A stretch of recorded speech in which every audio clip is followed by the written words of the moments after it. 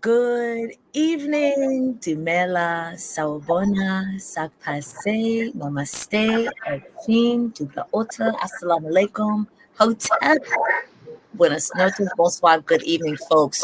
Welcome to episode 3 of the Digital Couch. I'm so glad that you are joining us once again. If this is your first time, please let it not be your last. I hope that you will join us whenever you see Doriel and Ms. Laurier and Learn to Grow You, which is Laurier's Educational Resource Network, where opportunities to help you grow pop up on your screen. If it pops up on Facebook or YouTube, make sure that you subscribe, make sure that you add a like, make sure that you join us. Tonight in our series called A New Class is in Session,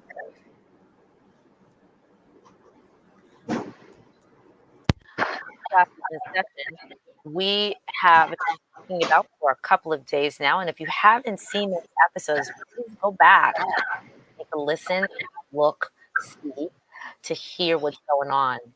You can hear? You can hear? Okay, good. Good.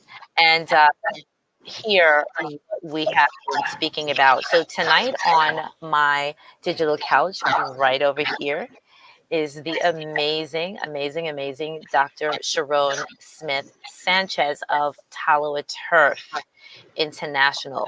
For the past 2 nights, just as a little recap, we have been chatting with some other educational leaders in higher education, Dr. Frank Tuitt from the University of Connecticut, and also who spoke about inclusive pedagogy. And then last night we spoke with Leslie Jones Sessler, who is a progressive educator who has sat in a number of different seats in the educational institution and has decided not only to homeschool her child, but to unschool. So again, if you did not check those out, please do yourself a pedagogical service and listen to those episodes. Tonight, we're going to be discussing trauma-informed education, trauma-informed care and education. Given that we are still working through a global crisis, there are a lot of, I'm going to use this term that we've been using during this week, and those are microaggressions, micro stressors that will show up in the life of the child. And I'm going to say child in general, but I mean in the life of the person who we will be seeing in classrooms, in whether it be early care, elementary, public, private, parochial, it does not even matter, across the world. And how are educational institutions bearing down for it? What questions do they need to ask that were not asked before?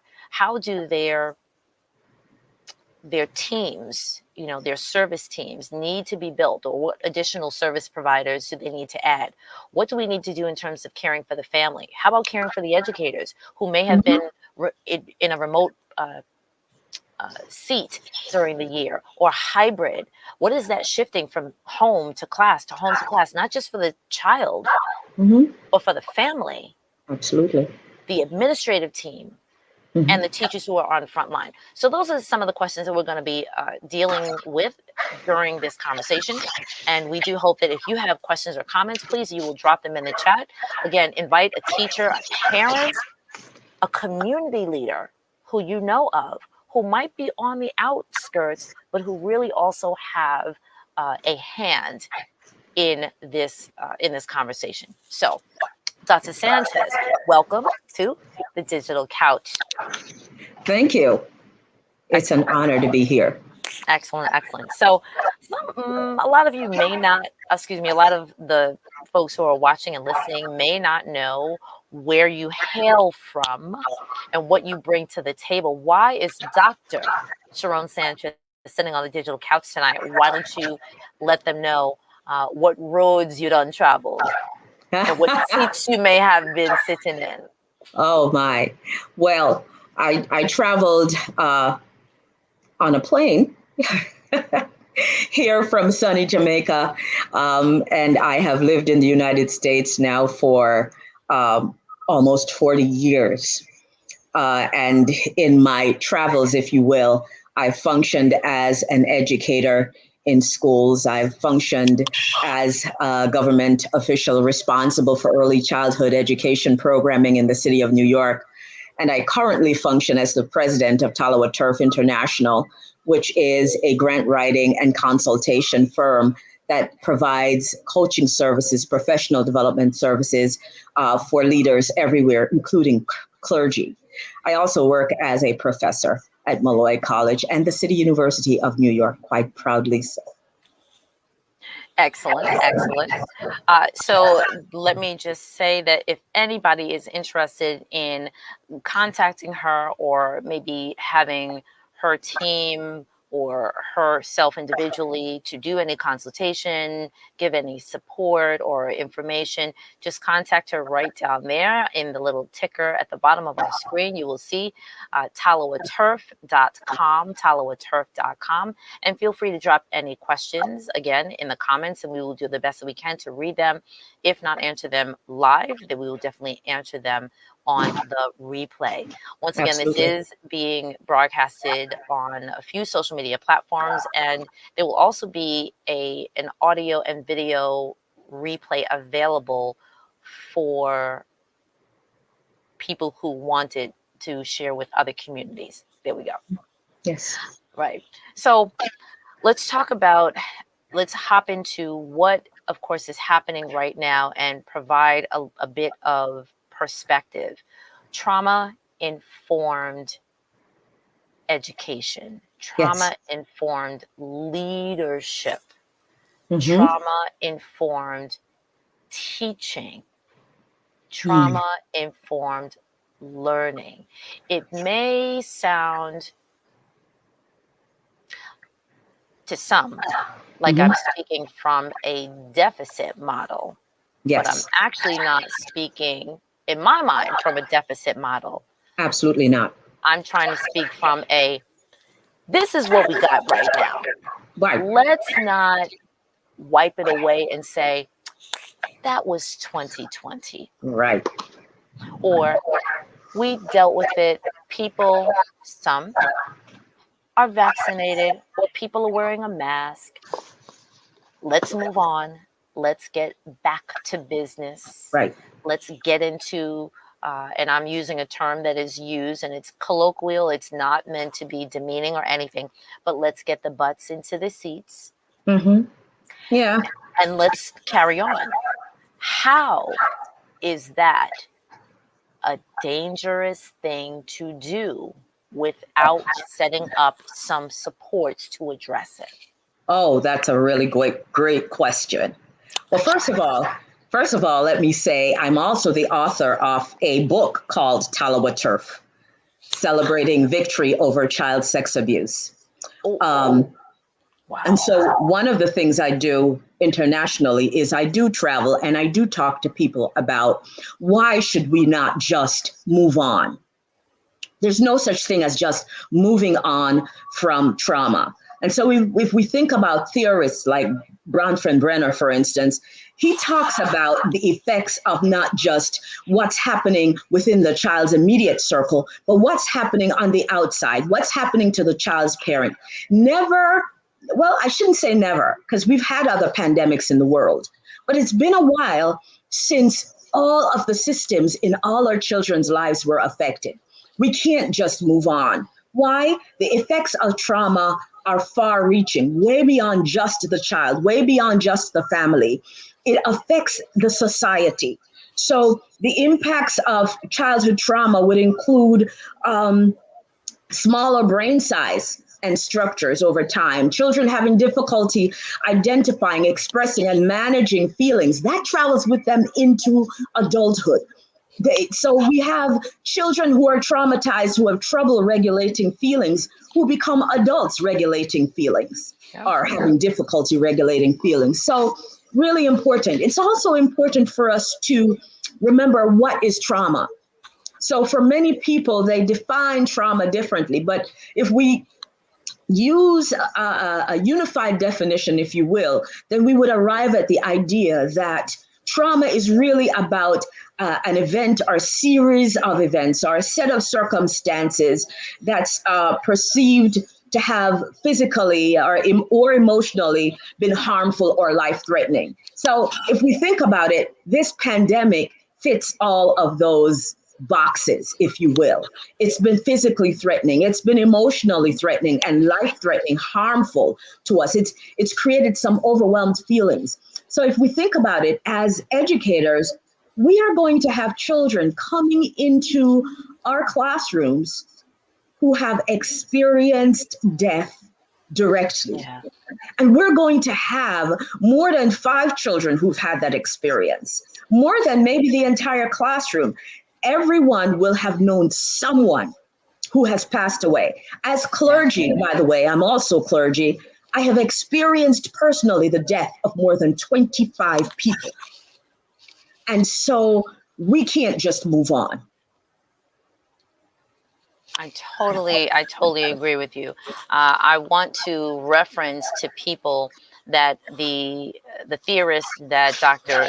Smith-Sanchez has lifted is Dr. Yuri Bronfenbrenner, who is a theorist on early care, on child development, and what we're going to be using as our lens during this conversation is the bioecological theory that says that there are systems that are around the child that impact their life and their focus and what impacts how they live. And so there is the individual, of course, the child, the youth, and the well-being and their resilience. The next system that has direct impact is the microsystem, which is the home environment, the parents' mental health, their parenting and family relationships. The next level is called the mesosystem. The mesosystem includes the parents' workplace and the workplace policies, skilled educators, so that might seem like the teachers or, again, the direct service providers. Then there is the exosystem, which constitutes those outside in the immediate neighborhood. So that would be neighborhood safety and resources, the school district, and mass media. And then finally, the macro system. And the macro system consists of social and health systems, policies, laws, cultural values, and beliefs. These levels, microsystem, mesosystem, exosystem, and macrosystem, interact with each other and impact every single thing that we hear from the child, see from the child, and experience from the child. And if the direct service provider does not recognize that all of these systems come into play when they see how much work the child puts out, how the child shows up, how their biological needs, if they are met, if they are not met, why they may or may not be met. All of these systems interact with one another to produce the young person that we see, whether or not it is in preschool. Now we have 3K in educational institutions. From birth in family child care homes, center-based programs, elementary schools. And it doesn't matter if it is public, private, parochial, charter, boarding school. Absolutely not. Or day school. Go ahead. What's important for us to remember is when a child has experienced trauma in the home or in their community and comes to school, chances are the teacher 9 times out of 10 has not experienced that trauma as well. And so is able to produce a bridge for the child to varying types of wholeness and mental wellness. But here in this instance, the teacher themselves have also experienced this a similar trauma as the children. And so that really is very important for administrators to remember, policymakers to remember. We've got to be careful that we're not just trying to go on with business as usual, teaching to the test, trying to get children to be little robots and learn their lessons well, because there are other lessons now to be learned. And the other lessons to be learned have to be learned by both the educator and the child, as well as the administrator who's working. We now have to work differently. We now have to have a trauma-informed approach, not just for children, but for the people working with children. That's really important. Precisely, precisely. Now, some of those policies, and unfortunately, since we cannot predict what, and I'm now going to speak of the adults, we cannot predict what, let's say, our frontline, what I'll call our frontline workers, how they will respond, whether or not they were hybrid teachers during this year or they were remote teachers. When we are, quote unquote, full on, right? The expectation is that all adults will be in the building in the next couple of months, the next couple of weeks. Let's not push it. Next couple of weeks. And so I wonder what policymakers have allowed, right? What they have allowed for those extenuating circumstances when it comes to the manifestations of showing up and of being present.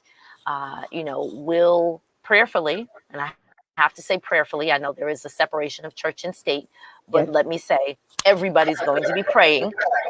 I'm sure. You're right. Come like the week before school and the day before school. We hope. Right. We hope that there will be some additional levels of kindness. Yes. And understanding. If we, let's say the frontline staff, if we, the teachers, the educators, the childcare providers, and I'm speaking P20, as I was given that term, reminder of that term on Monday, as we were thinking about a P20 span. If someone comes in and whatever it is, maybe they're just feeling like, okay, I need a moment. Right. Or, they hear of a child, let's say, and I'm not trying to wish anything. God knows I'm not trying to wish anything, but just given in the spring where a number of schools were said to have opened and people came back into the building and it, quote unquote, not business as usual, but let's just try this out. And then they had to wind up closing after 2-3 weeks or so. Why? Because there was an outbreak. Somebody walked some, little viruses into the building. And then that sadness of, okay, now we have to go back remote. And then let's try this again 10 days later. That weighs on a person. The children are just like, oh, I'm going home for another week. But then they come back and they're like, okay.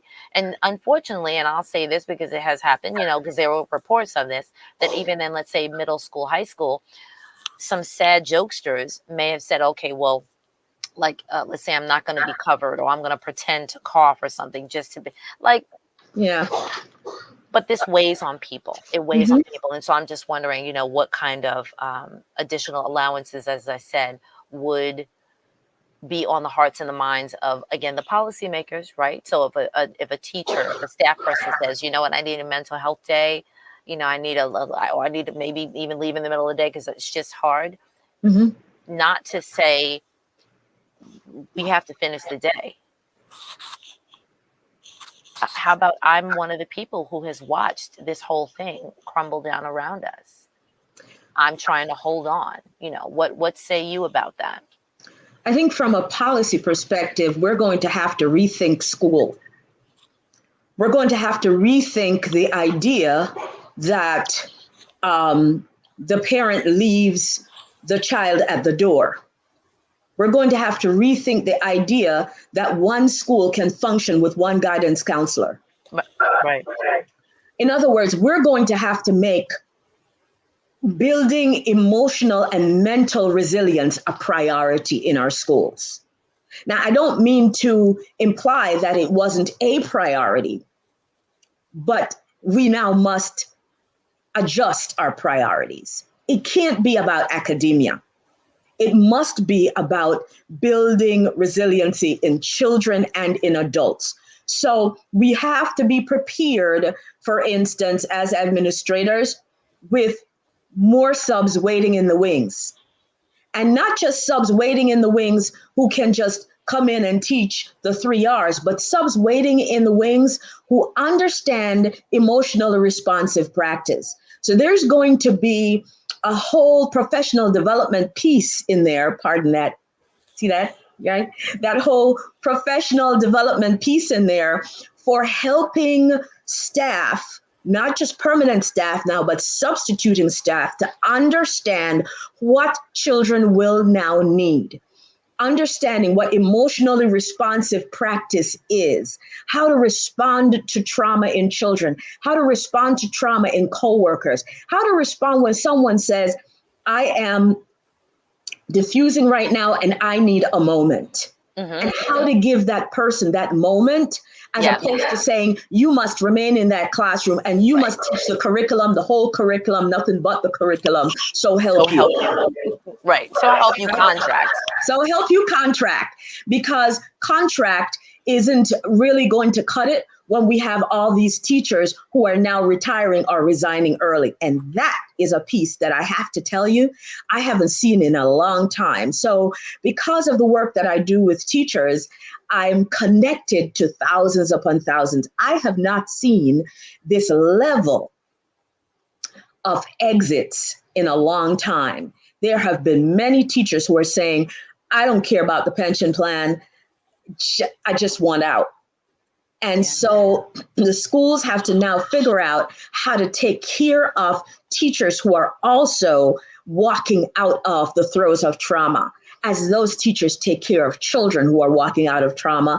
And also, we've got to put people in the schools. Again, we can't just have one parent coordinator or just two and get away with it. We've got to have a ratio of family service staff that's very much like the federal system, where we're talking about a ratio of maybe 1 to 30 in terms of family service staff who's there not just to help the family in terms of intake, but help the family in terms of rebuilding themselves and rebuilding their families in response to this trauma and others. So let's actually talk about the intake process. Mm-hmm. So you mentioned that there is an example of this model that currently exists within our federal government system. If you could, for about 2 minutes, briefly share what that model is for most of the people who may not know, and specifically how that model shouldn't just stop where it stops, but it should continue, even though it's federal, through the state and the city because of its benefits. So what is this model? How is it beneficial?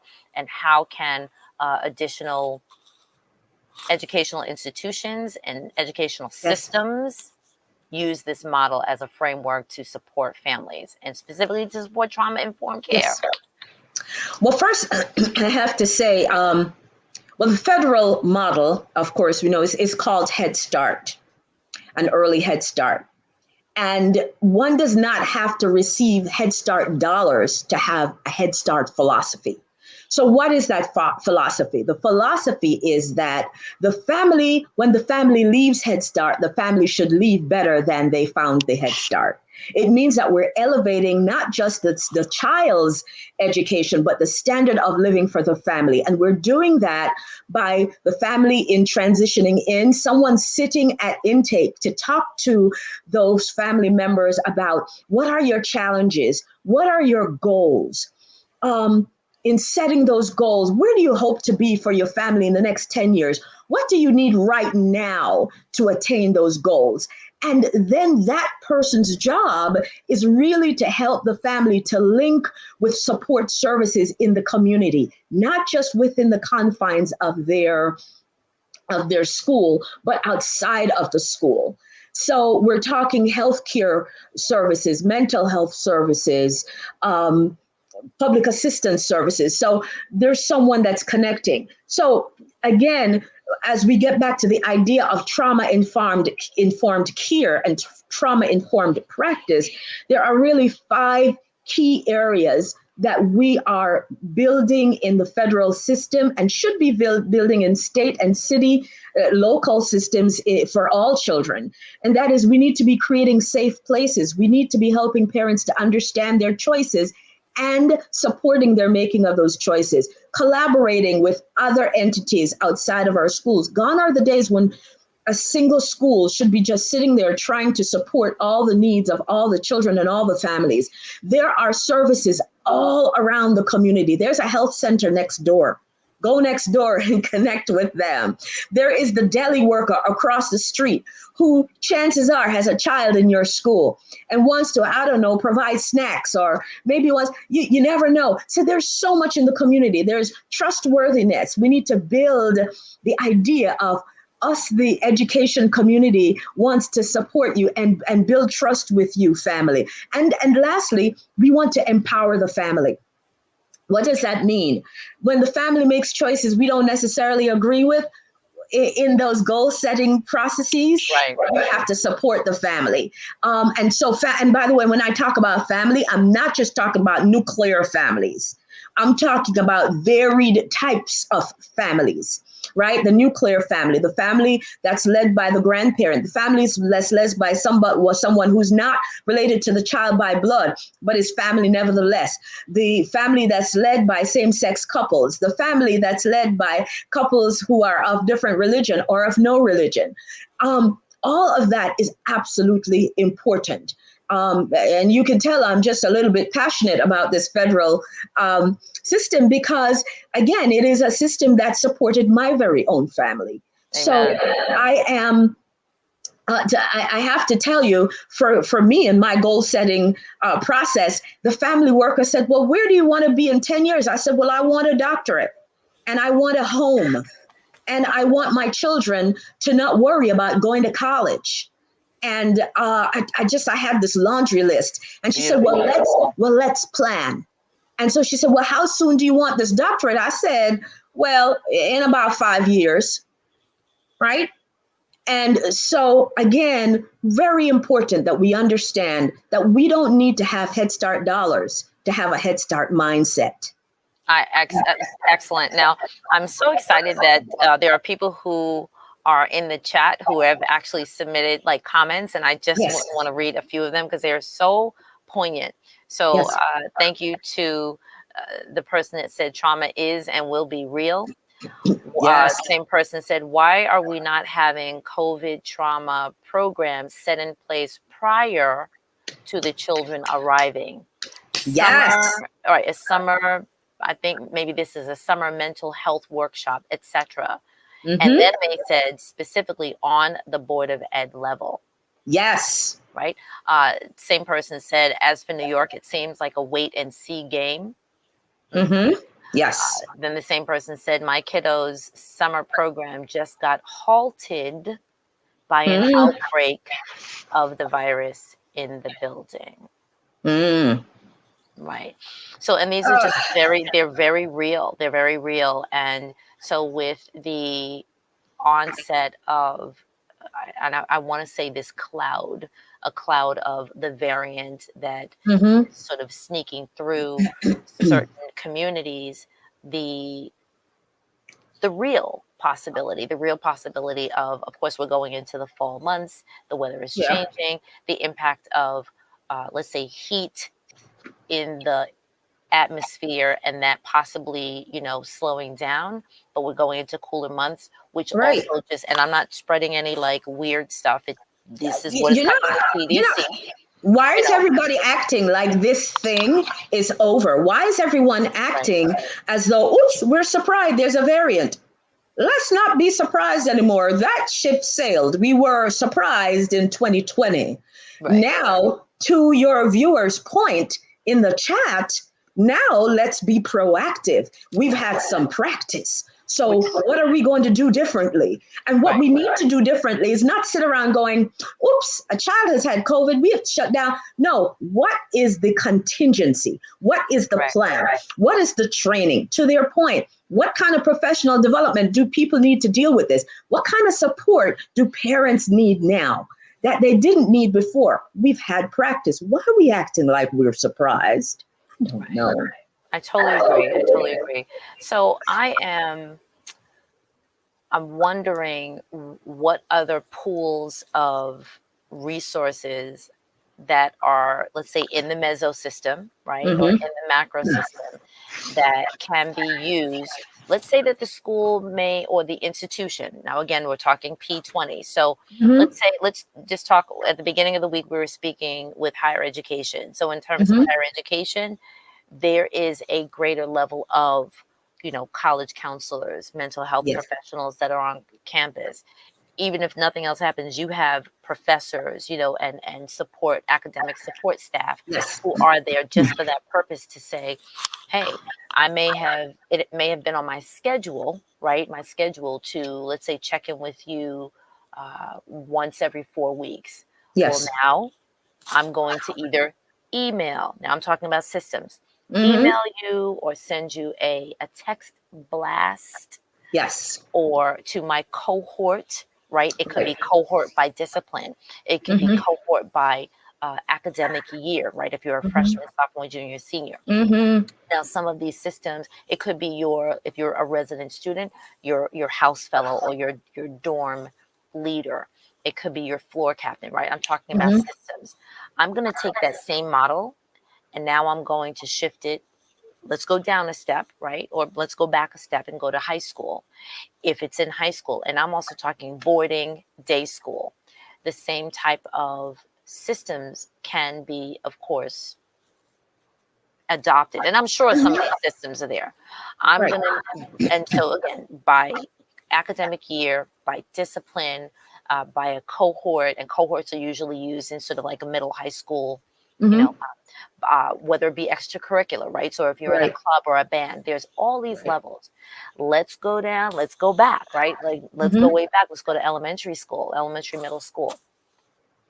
Slightly different, because you can have an academic year. Like, I'll address all my second graders.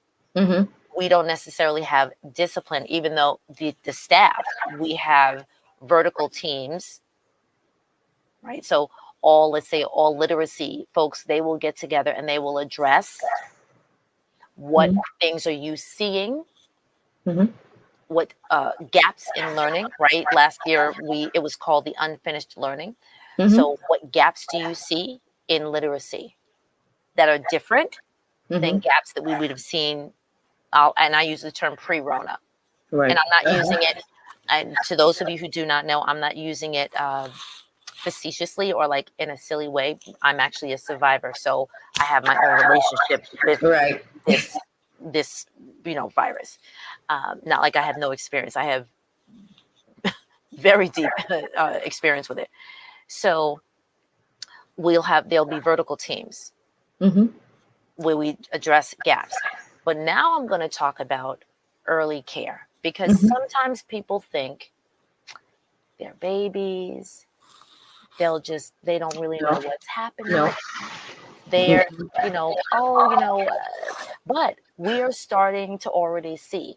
And this is where some of the work that, sometimes our paths cross in very beautiful and genuine ways, where we take a look at different young people on different levels. And we are seeing and we are hearing of these little gaps, right? And so what are some gaps that you have already seen in your work and in the work that you do with administrative staff and with colleagues and pedagogues in milestones?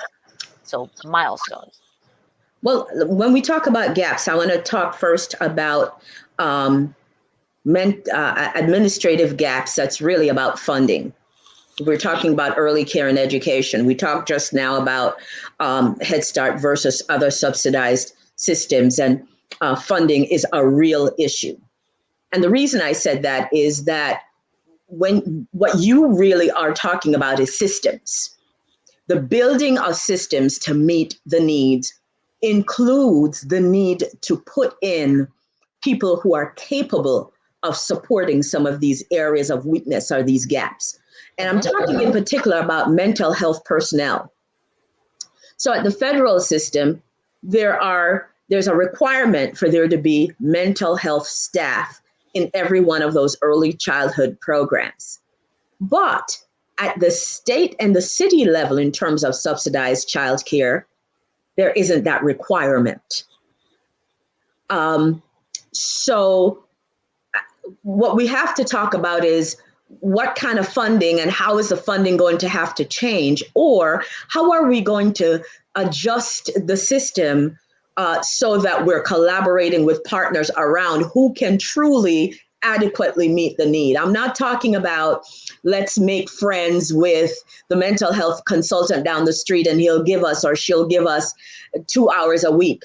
No, there's a whole school of children now, hundreds of early childhood children who have experienced trauma. So that one collaboration is not going to work. Now we need some real funding.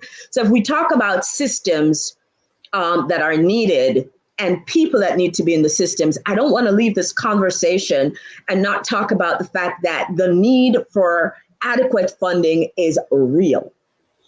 And that's the piece that has to change more than anything else in terms of early childhood.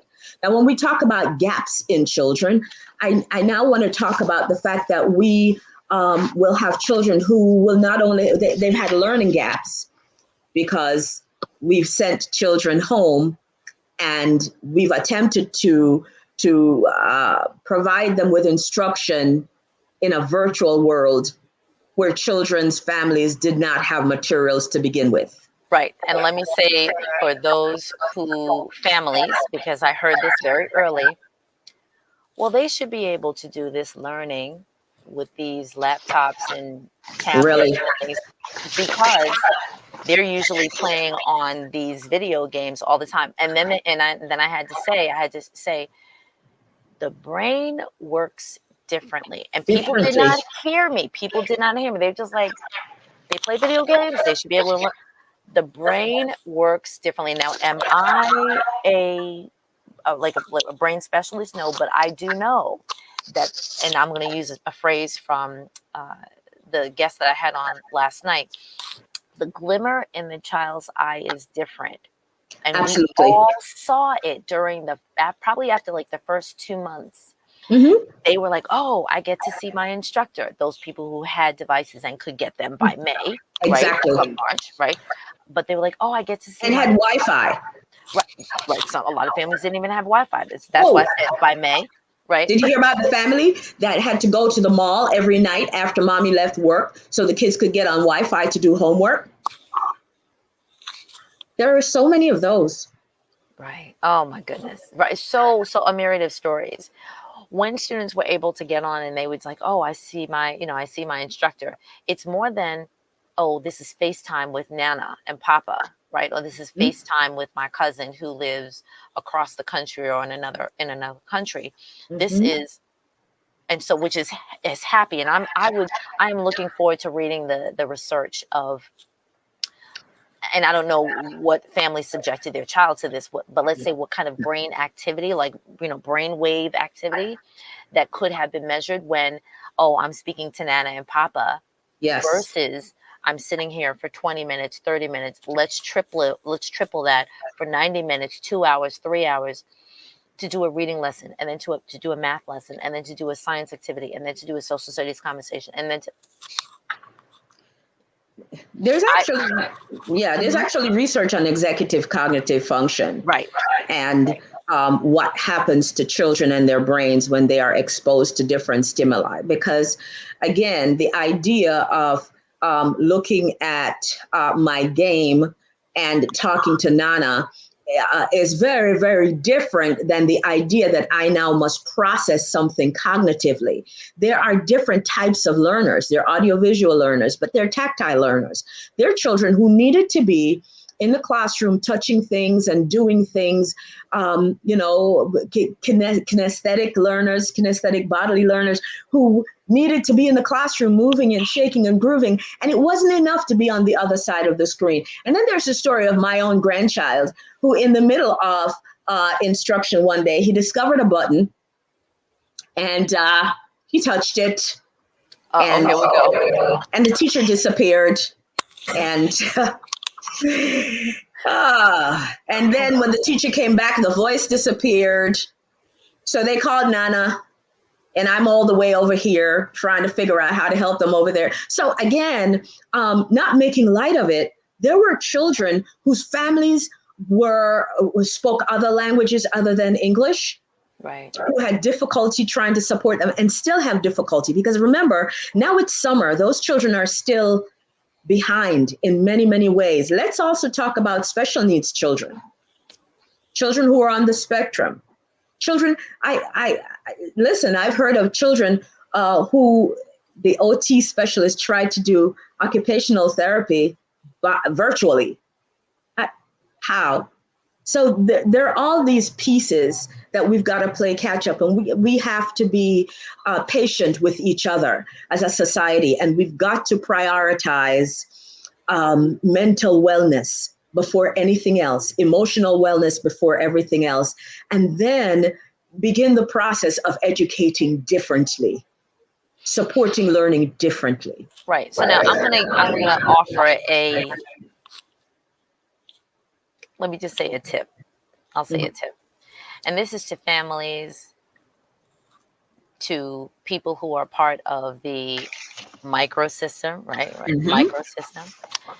So if you are the direct caregiver, you are the parent, you're the grandparent, if you are the fictive and the kith and kin, you know, if you are the auntie, the uncle, the godparent, right, the cousin in them, whatever, you're the neighbor. When and I'm speaking to people who are living in the US primarily right now, but I do actually also have family. So shout out to my South African family who is watching. And so they are actually in the middle of their school year. Right. And they are not in summer. They are in winter right now. Right. I just spoke to them earlier, to some of them earlier today. Be bold enough. Now, I'm going to take this from a Head Start perspective. The thing that I love about Head Start, and for those of you who do not know, I did spend a number of years working in Head Start in a variety of roles as a frontline service provider, as a teacher, but then also as a director. I've had a couple of different hats, and then as a program manager, etc. So, which is one way that I met Dr. Sherone Sanchez. Dr. Sherone Sanchez. And so one thing that I really missed when I crossed the road, if you will, and left Head Start and went back into the public school system for a period of time and did some work there, that the level of advocacy is very different. And so this is the tip that I want to give. No matter what your role or responsibility is in the life of a child, it is okay to ask that school, to ask that administrative team, to ask the leader, to even, depending on what district you live in or whatever, to ask the superintendent, to even ask the chancellor. It is okay. Absolutely. What is your plan for emotionally responsive instruction this year? If the child, are you starting on day one with formal instruction? Right. How are you building in emotionally responsive or AKA trauma-informed care? What is your trauma-informed care plan? What is your emotionally responsive care plan? If a child, if an adult, if a staff member, it's okay to ask. It's okay to ask. Why? Because you're paying tax dollars. Absolutely. And even, let's just say, even if it's private or parochial, and so they may say, well, you know, your dollar stops at the door, but everything. No. Let me tell you why. Because the baby that I birthed, right? But I'm a Brooklyn girl, so let me skip. Hello. My baby is in that seat. Hello. Absolutely. And I want to know, in order to make sure my child is okay, I want to know that you Yes. have a plan to make sure that my child's teacher is okay. Is okay. There you go. Ask that question. I want to say, by the way, there is a study called RAND study. Hmm. And what we've seen is that the effects of Head Start, or the effects of the family being supported as well as the child, go well into the third grade. And right around then, there starts to be what they call the fade out effect. Yep. Do you know one of the reasons that causes the fade out effect? The Some people typed parent. in, if you have, if wait a second, if anybody has any ideas or like they like what they're hearing, please type the word or the phrase or the sentence into the chat so that we know that some of this makes sense and that not Yes. whether or not it makes sense, some that it is helpful and that we should Right. talk more about it. Because when you say, "Oh, I need more information about that," we will have Yes. more episodes. Go Hello. ahead. Right. So the fade out effect happens in part because when children are in Head Start, first grade, etc., the parents are more vocal. And but what happens is as the child ages, we literally leave them in the playground Right. or in the yard and walk away. Hmm. The teacher, the teacher, God bless these powerful, amazing beings who are educators, takes this child into their room and attempts to educate them all day, but they need the partner. They need you to be an advocate and a partner.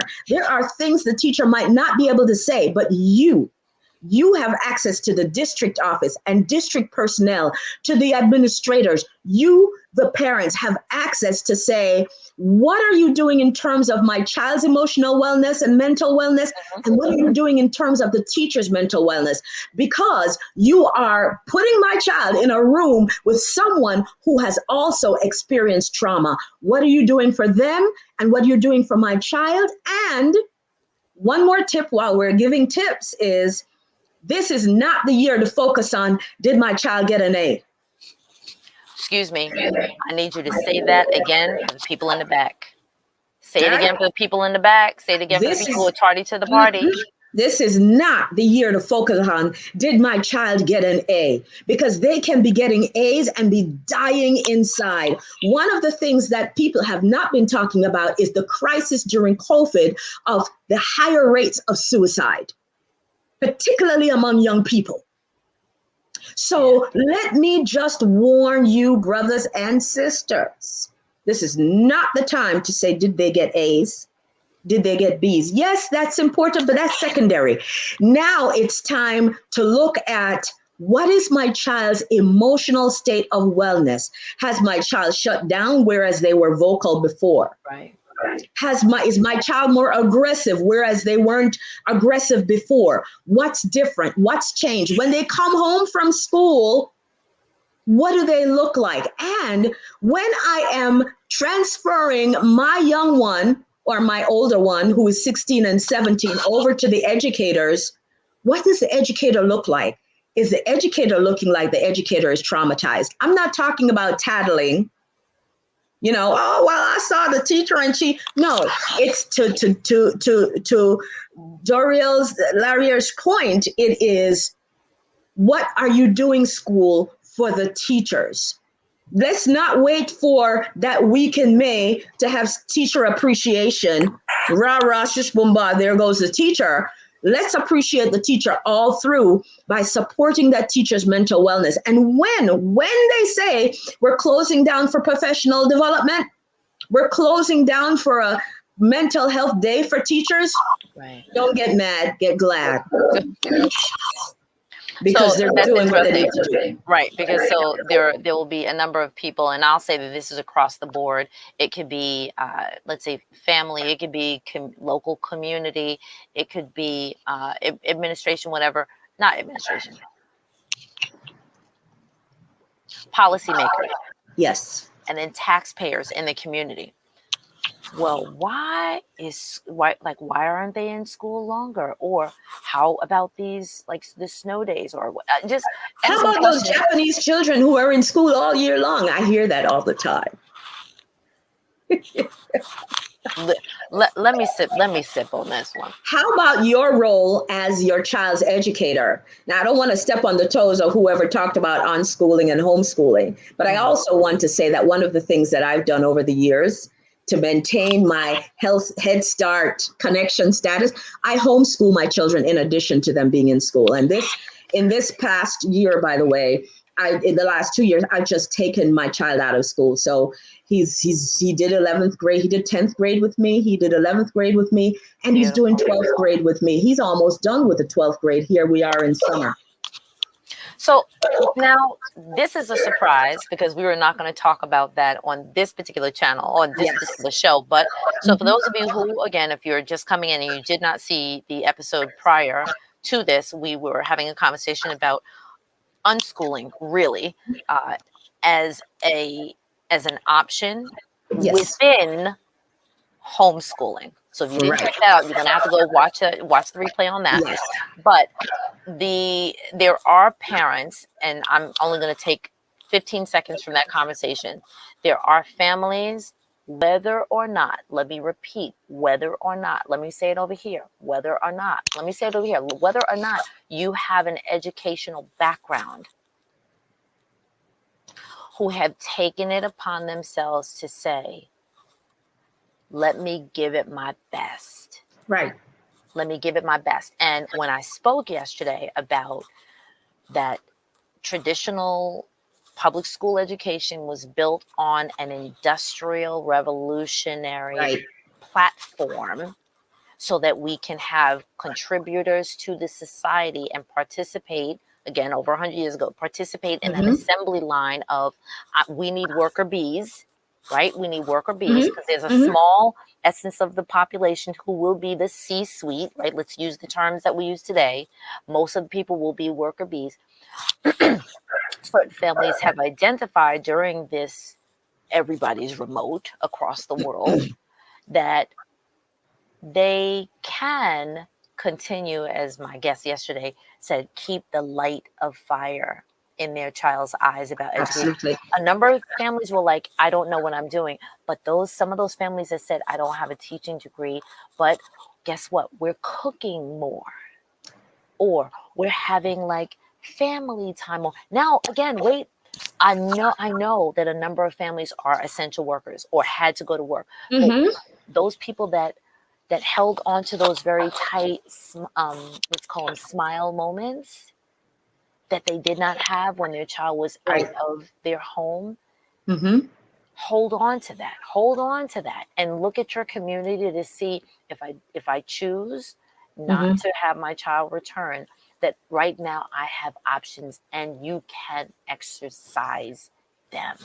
I'd like to also connect that to the conversation around trauma, because some of your children may have been so traumatized by this whole experience of, oh, somebody in my school had COVID, I have to go back home. Oh, now I can go back to school. Oh, somebody else had COVID, I have to go back home. They might be so traumatized that they are not yet ready to return to the building. Pause. Let that marinate. We need a moment of silence on it. I'm very serious about that. Right. There are people who are trying to rush their children back into the school building because I got to get to work and I'm distressed being in this house with this child. And I can't tell, we had all these jokes on Facebook about people being stressed, and I'm not an educator. You are the child's first and primary educator. Nobody is a better expert on your child than you. You take it from Dr. Sherone Smith-Sanchez, whatever expertise you want to give to me. I am a mother first. When that child was put in your arms, or if you adopted that child and that child was given to you by someone, that you became an expert on that child.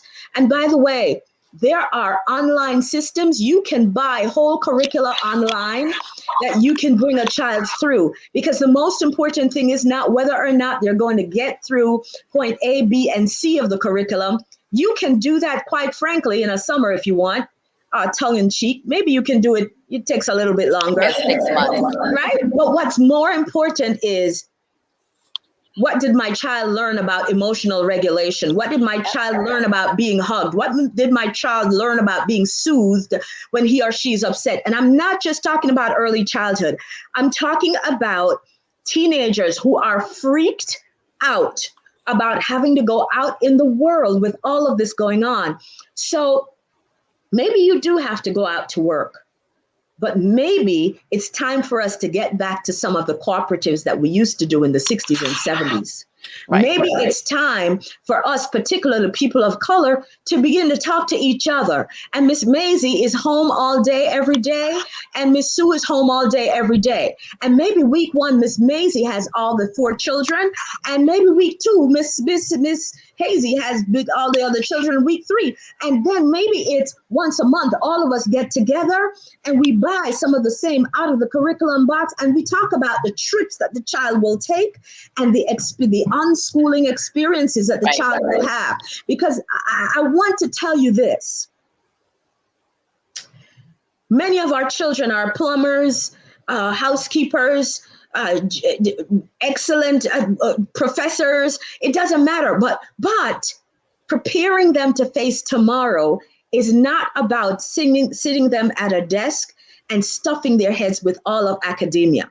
It is about a whole child approach. And so if you hear nothing else from me tonight, if I don't take anything else or give you anything else, what I want to give you is the gift of understanding that your child's whole self needs to become resilient. In response to not just COVID, but to life's traumas, your child needs to not just be one-dimensional in the area of academics. Your child needs to be built physically, emotionally, cognitively, mentally. I used to say all of the alleys. Your child needs to be strengthened in all areas. And no one does it better than you. You are the expert. I don't care what the school says. So, I've been an educator a long time. Mm-hmm. I don't care what the school says. You are the expert.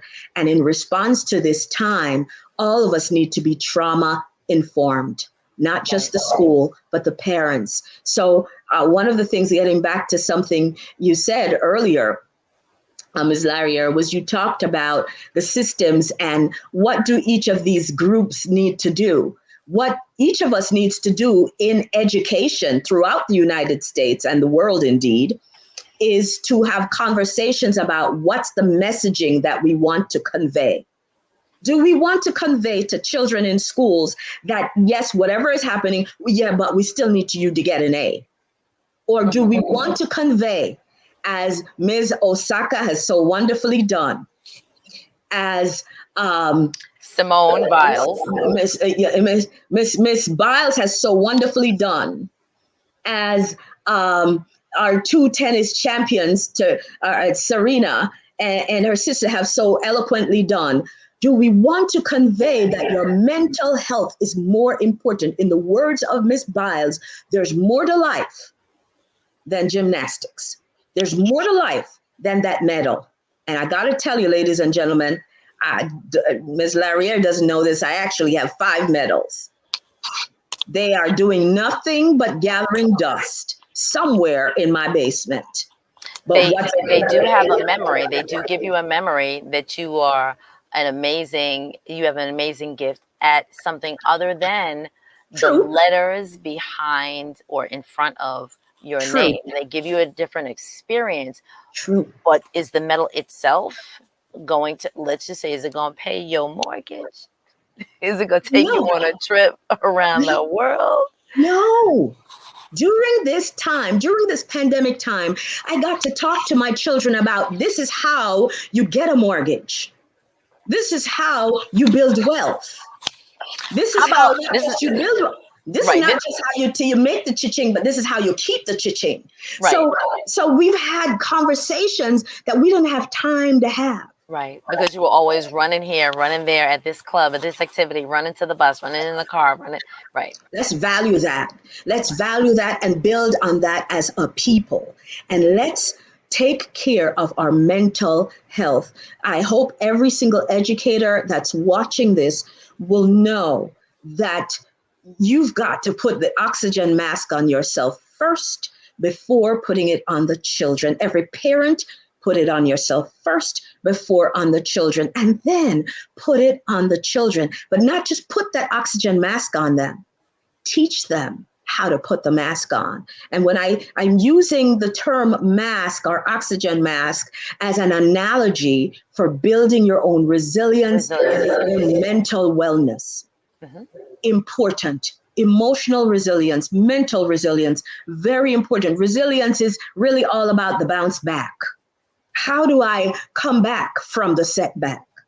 And Hmm. so we've got to be talking to our children about that. We've got to be having more of these conversations. Thank you for inviting me for this conversation. Having more of these conversations about how do we bounce back, not just incrementally, but systemically. Correct. That's important. Correct. Now, for those of you who are just popping on, we have been speaking to Dr. Sherone Smith-Sanchez on the topic of trauma-informed education, trauma-informed care, trauma-informed learning in this series called A New Class is in Session. This Absolutely. was intended to be a critical conversation. We've been having critical conversations about a whole lot. Some of our other conversations may have had to focus on, let's say, critical race theory or, educational gaps or educational options. But no matter what, there's a lot of emotional support that is needed Mhm. as a result of, well, we can't say the new normal. That's just not going to be a part of my vocabulary. It will be, this is the different. Or as Absolutely. I said yesterday, I think this is education 2.0, or this is Yes. education different, or school different, or learning different. Yes. I don't want to normalize this. I don't. Absolutely. I don't. But I do want people to recognize that when they see an action or a reaction or an aversion or an affirmation, I'm gonna give another one, or some sort of a modification of Yes. behavior that typically would not have appeared before the individual observing reacts. Pause Yes. and use trauma-informed education or trauma-informed thinking as a lens to say, would this have happened if we weren't in this situation? And Right. how am I going to respond? I'm going to use a tool. This right here has to change. This measuring stick has to change. And so if we were looking for our young people to come, quote unquote, home from their learning opportunity, no matter if they're, again, P20, Yes. or we're expecting A's, or we're expecting fours, or we're expecting level fours. How Right. about I want to expect, how do you feel today? Yes. What was smile worthy? Okay, what was smile worthy? And I want to give a special shout out, and I have to say it like this, a special shout out to the educational institutions last year who decided that they would rethink looking at SAT scores, Yes. ACT scores, Regents. Regents. For those people who are New York folks, y'all know how important the Regents is if you are a New York State resident. The Regents as indicators of academic excellence Yes. to get into universities for the year 2021, for the year 2022, and some even for the year 2023. I am so thankful. And this is not just here in the US, but this is globally. Now, whether or not they keep to at least 2023 or what have you, but at least this year Mhm. and next year, they're like, how could we? And let me just say this, Mhm. parents, be advocates for your children. If anybody says, well, a 4 is a 4, or an A is an A, or whatever, whether Yeah. or not your child has an IEP, or they're, let's say, typically developing, or they have no additional supports, ask for what I want to say this tactfully. Ask, is the rubric the same? Ask There is you the go. rubric the same? And according to what my child's expected academic level should be 5 years from now, can they get back to the path that they're supposed to be on? And if so, we're going to have to let some things slide. I'm not going to, I'm using a colloquial term, I'm not going to stress. I'm not going to add additional micro stressors Mm-hmm. to my household, my family, and my child, who in a couple of years will leave my household and will have this in the back of their mind. Because there's a group of people, there's a community of people that we Mm-hmm. still give space to, read between the lines.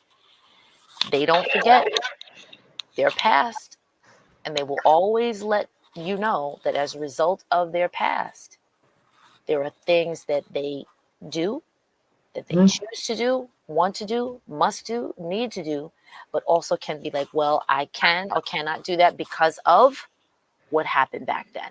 Mm-hmm. We need to give ourselves, we need to hold space for ourselves so that we can abide by that same paradigm. I want to add, is the rubric inclusive? And the term inclusive refers to us accommodating people of varying degrees of need. Right. Right. That's the equity question. Right? It's That's the the equity question, question. right? It's we're not asking is it equal, we're asking is it equitous? Is there equity involved? And what we must understand is that every child, we used to have this thing where, oh, this child is special need and that one. No, every child has experienced trauma. Therefore, every child has varying degrees of special need. And so we need to revisit the rubrics that we're using to define success and fours and A's for children. We need to revisit them. We need to look into the language that we're putting in them. I'm talking specifically now to educators and people who craft curriculum. And we need to look at whether or not the language is inclusive. Does it allow all children to shine from a differentiated perspective? And that's going to be really key in how we move forward in terms of trauma informed care and education for all children, not just young children. I agree with that. I want Yes. to thank the people who have added to our chat. I want to thank the people who have participated in staying true to our conversation. We have been discussing during this week, and particularly today, a new class is in session. There will not be a normal. There will not be let's get back to business in the next couple of days or weeks. And for those people who, again, are across the country and are on a different academic schedule, they actually started school back in late January, February, and they're in the middle of their year. And so Yeah. we're trying to sort of reach across the oceans and share best practices. We are thankful that we have, as a country, let me just say, as a country, we have a different level of access to resources than some of our brothers and sisters across the waters. But this thing literally has leveled the playing field for every single person on the planet. Absolutely. Every person on the planet. And therefore, everybody right now, no matter if you have Wi-Fi or don't have Wi-Fi, Okay. everybody's in the same bucket. Everybody's in the same boat. So we do hope that and pray that you will be able to take some tidbits, some questions that we've charged you with to ask yourself as a family, yourself, which is, so let's talk about the microsystem, the mesosystem, the exosystem, and the macrosystem. I hope I said it in the right way. And the I Cronus. think, right, the thing in Cronus system. That's right. Actually, that's the one I didn't say, which has to do with time, right? Things that you see, systems that you see that occur over time. Yes. And ask these questions. Be bold enough. Just because you are a taxpayer, guess what? You have the right to ask the question to the educational Absolutely. institution that you are putting your child, your niece, your nephew, your grandbaby, your godchild, you're the neighbor down you are the neighbor down the street. You have the Yep. right to ask those questions of your Don't ask the child's teacher because they're the worker, right? Ask the school leader, ask the district leader, ask the UFT or your school's union or whatever. Ask your superintendent, your district, whoever it is the leadership is. Ask your Mhm. elected officials. Ask your elected officials. Absolutely. What are you doing? What systems are in place? Let me Mhm. know before I walk in the door on day one. And Or join groups that would elevate your voice right, and make your voice louder. join the parent association or whatever that version is for your Yes. educational institution that you Mhm. participate in. And if you elect and you have the right to participate in a homeschooling option, in a homeschooling collaborative, in a pod. That's the new phrase, but excuse me, Yes. we've been doing homeschooling collaboratives for a while now. If you choose Forever. to do that, know that Google University is your friend. That's right. YouTube is your friend. Mhm. And your school or your districts, they are mandated to support you if you choose to homeschool. And Yes. there are teachers there. Hear me, I'm gonna get right close. There is educational staff that is available to provide families who choose homeschooling as an In your option district. because of an extenuating circumstance. Hear Yes. me clearly, Hello. extenuating circumstance that you, with your, let's say, support team, y'all figure that out. If you choose to homeschool, there is educational staff available to support you with curriculum and Absolutely. with ideas. And do not discount all the people who are retiring right now Hello. who may not want to work 20, a regular 5 days a week, but can they give you information and resources? And can you work in your community to bolster up and support your child? Like Obama said, yes, we can. Yes, we can. Yes, we can. So I want to thank you again. If there are any additional questions or comments, please drop them in the chat. Again, we are on a few different platforms. And so if you want to, again, ask a question or um, give a response, or if something that you heard, whether it's live on the replay, that resonates with you, please drop it in the chat so that we can see it Absolutely. post this broadcast, and we will respond to you at a timely manner. If you want to reach out and contact Dr. Sherone Smith-Sanchez, please reach out to her at www.talawaturf.com. She will, Or yes, or Talawati on IG. is there an underscore with that? Talawa_T on IG. Let's just put like this. As soon as you type in Talawa, you'll You find get me? it. You get her. You get her. I thank you so much, Dr. Sherone, Dr. Smith-Sanchez. I really appreciate and honor your voice as an academician, as a professor, as a consultant, as a leader, as a teacher, as a mother, as someone who's worked with the federal government, international governments, the state Yes. and the city and the local level, and right here in the community to provide support pedagogues, to provide and support early caregivers, to provide and support institutions of learning for these babies that we birth into this world, babies that we're trying to raise up correctly, and babies that we're trying to usher off into the next level of learning.